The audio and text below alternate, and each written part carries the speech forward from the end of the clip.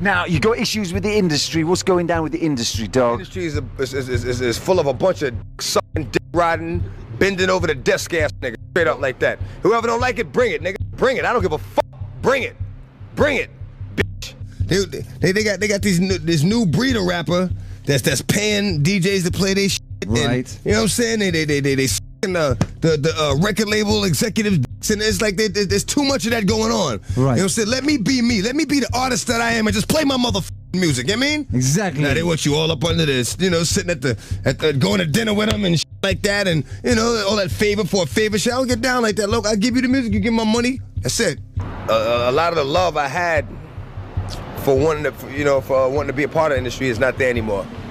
I don't even associate myself with the industry. You know what I'm saying? I'm not an industry artist.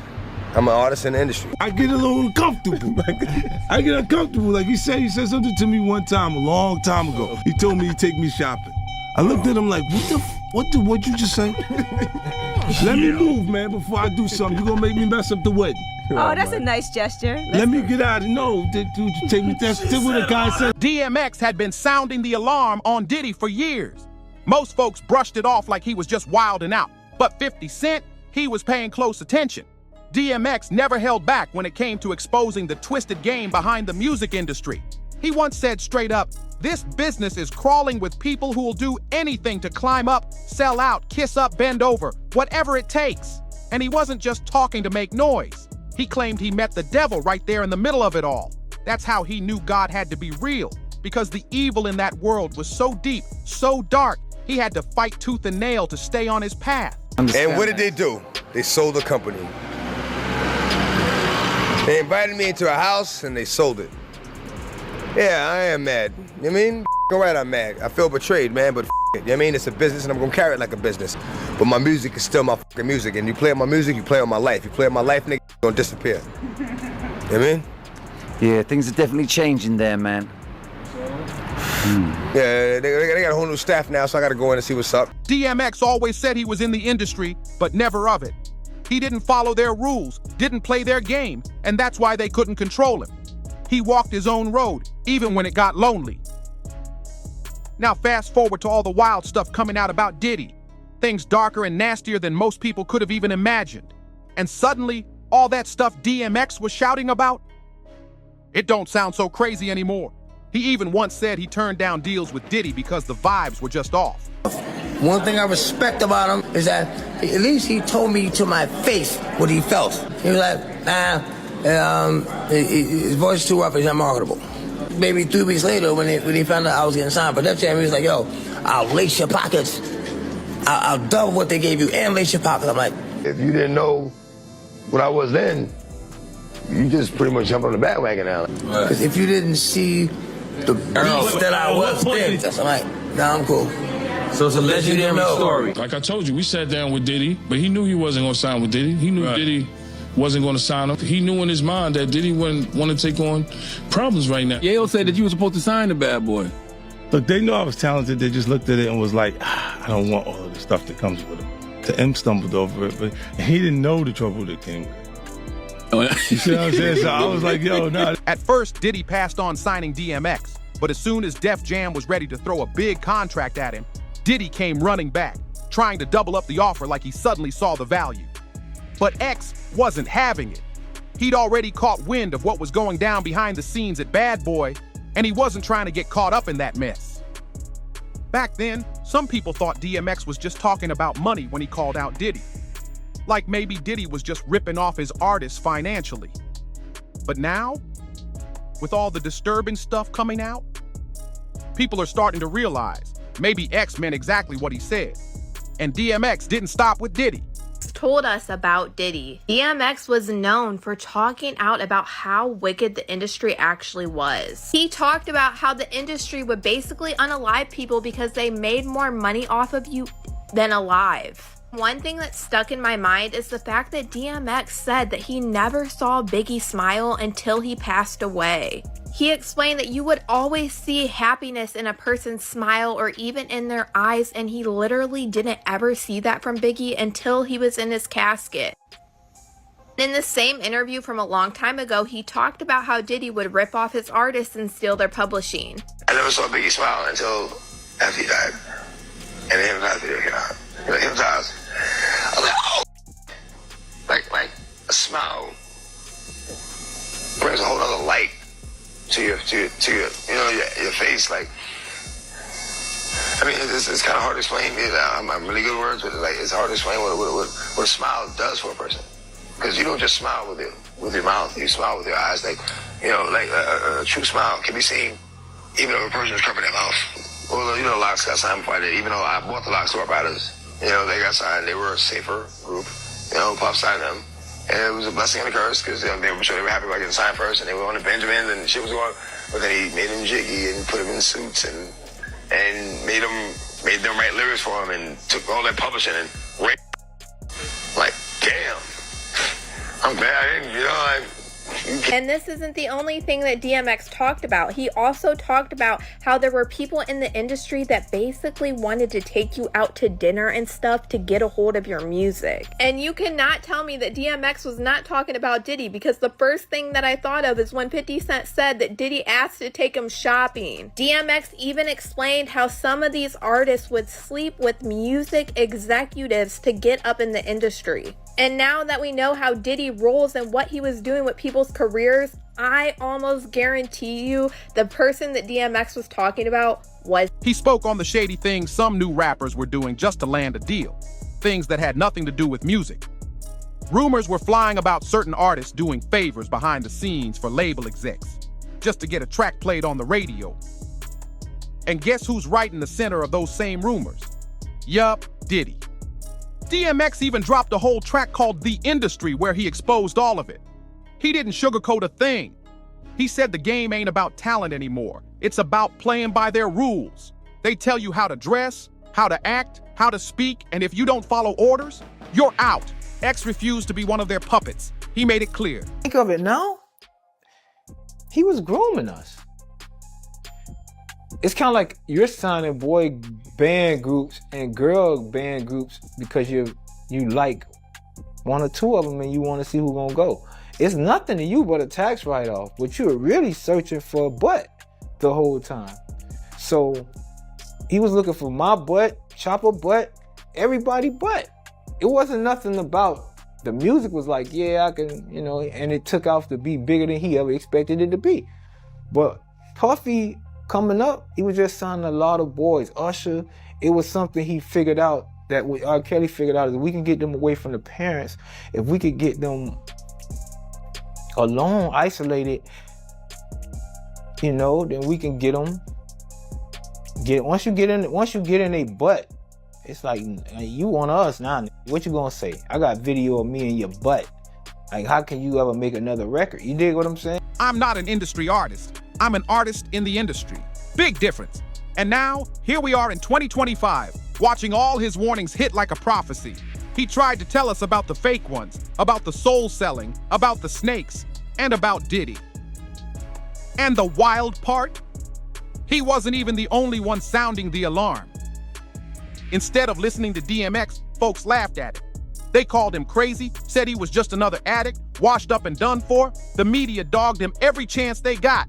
Even after he passed in 2021, they still couldn't give that man his flowers. They called him troubled instead of honoring the legacy he left behind. Right, I go to Diddy parties, which is where people like me step in.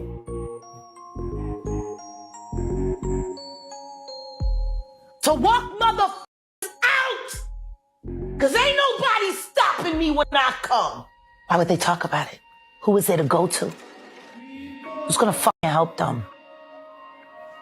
What HR department do you know of that works for any of these labels? Yeah. When have you ever heard of a sexual harassment suit being publicly acknowledged in the entertainment industry at all? Never. Not in entertainment. Tupac. Remember that one? That was... He was the only one. Yeah. You saw how that turned out. Yeah. No, guilty. That's why they do it. To make you an example. To remind you what they're willing to do to keep things the way they want them. It's intimidation. Can't go to the authorities They're all bought and paid for. You could try to get a special prosecutor, but they'll just pay somebody to reassign him to another case. Yeah, DMX had his demons. He battled addiction. He had run-ins with the law. But here's what's real. DMX was never accused of hurting women or kids. Never caught up in those dark, disgusting scandals that follow some of these rich and powerful industry folks. While others built empires off dirty secrets, DMX stood firm in his truth. And now, the wildest twist. There's a real chance that Diddy, after everything, might actually walk away clean. But 50 Cent ain't having it. Bring in David Gelman, former prosecutor and a criminal defense attorney. David, welcome. Hey, Mike, good to be here. So in week 2 of testimony, jurors heard from a dozen witnesses as prosecutors try to prove sex trafficking and racketeering. What are your expectations when court resumes tomorrow? It's going to be really interesting tomorrow when Diddy's third or fourth assistant takes a stand, and she's going to actually corroborate Kid Cudi's testimony from last week, where he said that Diddy and another associate of his bombed his Porsche years ago at his house. Now, you have to have corroboration about that because nobody can put Diddy there. And in fact, nobody even can say Diddy's the actual one who did it. But if they can say that Diddy or an associate of his did it, then you may have a racketeering charge there. Because right now, as it stands, Mike, nothing, and I mean nothing, is sticking to Diddy. Diddy's lawyers are trying to make the case that his escapades do not amount to federal crimes. How difficult is that argument? I think they're doing a fantastic job, honestly. Look, everybody has said, and Diddy's lawyers even said it in their opening statement, Diddy is not a good guy. There's a lot of domestic violence that occurred between him and Cassie in their relationship. However, what we've heard so far from the testimony of Cassie and the other individuals does not amount to the federal charges that he's being charged with right now. I'm not going to say anything that we heard is very good because it's all horrific. However, the state or the government in this particular instance needs to prove beyond a reasonable doubt that he conspired to racketeer, to sex traffic, and to promote prostitution. So far, they're falling way behind in this. And I know there's a lot more to go in this trial because they're saying it's going to be about 8 weeks. But the government really better step on the gas because they don't have a lot more time to go. So the play seems to be maybe admit to a state crime that avoids prison time. Is that it? Yeah, I think so. Look, again, you're hearing about all this domestic violence, but all of that has nothing to do with what Diddy is charged with.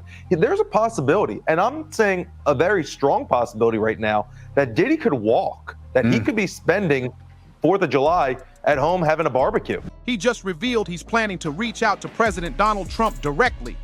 Why? To stop Trump from giving Diddy a pardon, because believe it or not, that's on the table now. Trump had everyone stunned when, during a Friday press conference in the Oval Office with Elon Musk, a reporter asked him about Diddy's federal trial for trafficking and racketeering. Trump straight up said he'd be open to giving him a pardon even if he's found guilty. That set the internet on fire. 50 Cent wasted no time. He jumped on Instagram and made it loud and clear. He's not letting Diddy get a free pass. He said Trump's even thinking about this after everything Diddy's been accused of. Not okay. I'm going to reach out so he knows exactly how I feel about this guy. For explosive testimony in the federal sex trafficking trial against Sean Diddy Combs. Yeah, today jurors heard from Capricorn Clark. She was a former employee of Combs who testified that the music mogul kidnapped and threatened her during her time working for him. Combs has pleaded not guilty to all charges in the case. NBC News Entertainment correspondent Chloe Malas is outside the courthouse for us once again in New York City. Chloe, what did Clark say on the stand today? It was incredibly riveting. She was emotional just a few moments ago. She actually apologized to the judge for crying so much. This is a woman who was a personal assistant for Combs at one point and then held various roles on and off over the course of 14 years. And she talked about this one moment from December 2011 when she says that Combs was furious when he found out that Cassie had been cheating on him with musician Kid Cudi. Remember, Kid Cudi, whose real name is Scott Mescudi, he testified last week. And so now we're getting a fuller picture of her version of what happened in December 2011 when Combs allegedly broke into Kid Cudi's house after he found out that Cassie and Kid Cudi were having this relationship. And she says that Combs showed up to her apartment early in the morning with a gun and kidnapped her, forced her to go with him to break into Kid Cudi's home.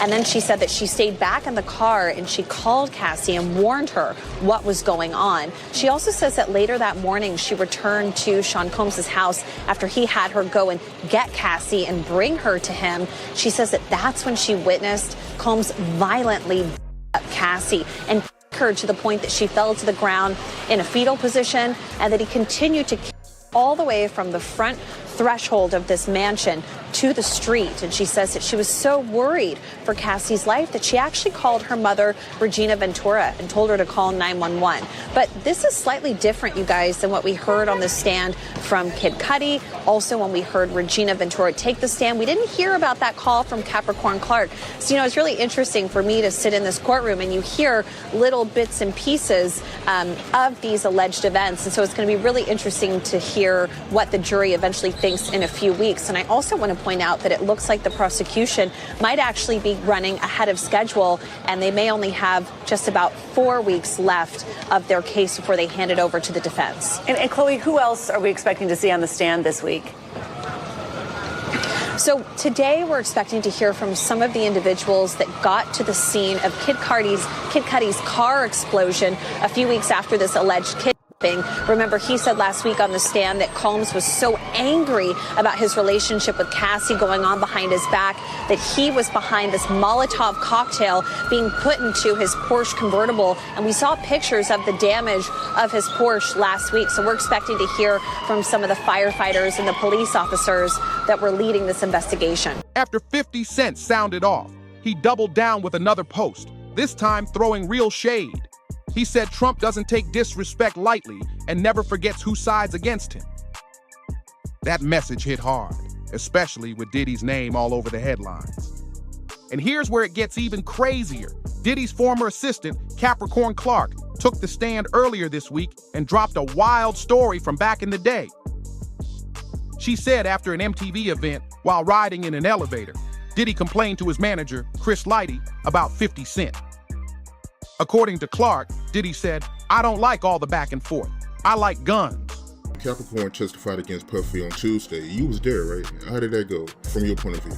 When Capricorn testified, man, it was heartfelt not because she was crying and going through all the pain that Cassie and her went through, and because when you heard her testimony, you found out that she really didn't care for Cassie like that.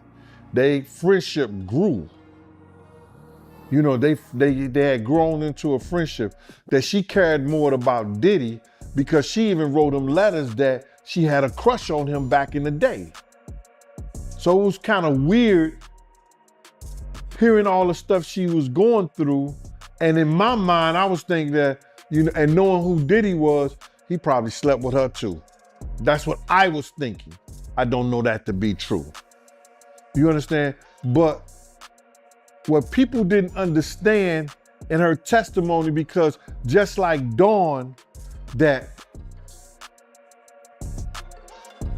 he would fire her, then she'll come back, or she'll go get another job, and then she'll have to come back, or whatever didn't work about, something like that. People don't understand this, bro. And when you look at the situation with all the people that were employed by Diddy and that was in the music world, it's this old proverb, the golden rule. And what's the golden rule? The man with all the gold make all the rules. They think it's 5 times they said. Up in this old abandoned warehouse like. So she was terrified and she was scared and she didn't want to go, but she had to go. And she put Paul Offord on blast. That's the one they used to call Uncle Paulie. She put him on blast like he was some gangster taking her up there And if she would have been found, and all the polygraphs came up inconclusive, inconclusive, whatever that shit is, it wasn't conclusive that she did anything regarding stealing any of the jewelry or something like that. So it was just a fear tactic with her. Say what? That line didn't just fade away. 50 Cent, who survived getting shot 9 times back in 2000, threw it right back at him on Instagram with a mocking post. But Capricorn Clark wasn't the only one spilling the tea. Gene Deal, a former bodyguard close to the circle, came in with even more explosive revelations, backing up Clark's claims with even darker details. And let's not forget, the beef between Diddy and 50 didn't just start yesterday. This drama's been brewing for nearly 2 decades. Back in 2006, 50 dropped a diss track called The Bomb, throwing major accusations at Diddy, even hinting he knew who was really behind the death of Notorious B.I.G. And over the years, a former assistant to Sean Diddy Combs gave emotional testimony today in Combs' and racketeering trial. She claimed Combs sexually assaulted her multiple times, and ABC's Rita Roy has the details. Celebrity stylist and friend of Cassie Ventura, Deontay Nash, walking into a Manhattan courthouse today, facing more cross-examination from the defense team of Sean Diddy Combs. Nash, who was subpoenaed to testify, detailing multiple instances of alleged violence and control he says he witnessed in Ventura and Combs' relationship. He testified he often saw Ventura bruised up and that he once witnessed Combs hitting Ventura. He told jurors Ventura confided in him how Combs pressured her into unwanted sex with male prostitutes, and that he knew her to spend nights with Combs in hotel rooms against her will, including one time on her 29th birthday, when Combs allegedly told her, "I do all this for you, and you can't do this one thing for me," apparently referring to her not wanting to participate in a freak-off. Nash said another time Combs threatened to release sex tapes of Ventura, telling the jury that Ventura said she didn't want to have sex with those guys in the tapes, but she did it because, quote, Puff wanted her to. The defense questioning Nash's recollection about certain incidents, including that alleged bloody. And when Nash testified that Combs controlled everything about Ventura's appearance, defense attorneys suggested it was a business decision rather than an element of coercion. Combs' team has conceded that he was abusive, but that the violence was due to drugs and jealousy, and not about him forcing her into sex.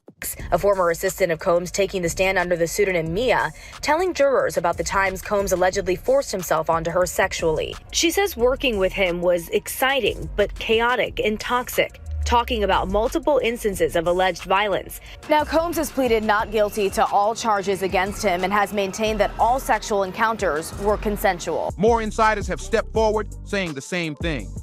This rabbit hole goes deep. After 50 Cent sounded off, he doubled down with another savage post, dropping a warning shot. He said Trump don't take disrespect lightly and never forgets who turns against him. That hit different, especially with Diddy's name swirling in headline after headline. Then things really took a wild turn. Diddy's ex-assistant Capricorn Clark hit the stand this week and let loose a jaw-dropping story. She said after an MTV event, while riding an elevator, Diddy told his manager Chris Lighty, "I don't like all the back and forth. I like guns." Wait, what? That one-liner didn't just slip through the cracks. 50 Cent, who took 9 bullets back in 2000 and lived to tell it, clapped back on Instagram with zero chill. Know that Diddy actually is being charged with tampering with some of these witnesses and victims before his trial started underneath the RICO charge. And the crazy thing is, what if I tell you that this same past behavior was alleged in Diddy's last criminal trial in the 1999 nightclub incident with J-Lo? They were alleging back in 1999 during that nightclub incident that Diddy was using his entourage to help mess with these witnesses. The one being named was Diddy's bodyguard, Uncle Paulie, who we keep hearing brought up in the current trial as a co-conspirator for a lot of different things that Diddy allegedly has done. And y'all know I'm about to break it all down, so let's get into it. This is the indictment for Diddy's current criminal charge, and as you can see under here, it says that he is being charged with multiple acts of tampering with a witness, victim, or an informant. This is separate from the charge of bribery of a witness that we can assume is when Diddy allegedly paid the hotel security $100,000 to make the video of him beating Cassie disappear. And this is another part in the indictment where it starts dealing some of the intimidation or bribery of a witness. When Diddy's authority or reputation was threatened by the possibility of negative publicity or legal or law enforcement action against him, including in or about late 2023, following public allegations of Combs' crimes, Combs and members and associates of the enterprise pressured witnesses and victims, including through attempted bribery, to stay silent and not report what they experienced or knew to law enforcement. On phone calls, Combs and other members and associates of the enterprise, among other things, provided these victims and witnesses with false narratives of events in effort to conceal Combs' crimes. Combs caused these calls to be recorded on at least 2 occasions. But Clark wasn't the only one with receipts. Gene Deal, a former bodyguard who was deep in the mix, stepped in with even more bombshells, doubling down on what Clark said and hinting at even darker truths. And don't get it twisted, this beef between Diddy and 50 has been bubbling for nearly 2 decades. Way back in 2006, 50 dropped a track called The Bomb, accusing Diddy of knowing who was behind the murder of Notorious B.I.G. And now, more people are finally starting to say the same. This rabbit hole is deep, and it's only getting deeper. Don't forget to like, subscribe, and share if you're locked in. Hit that bell so you don't miss the next drop. We'll catch you on the next one.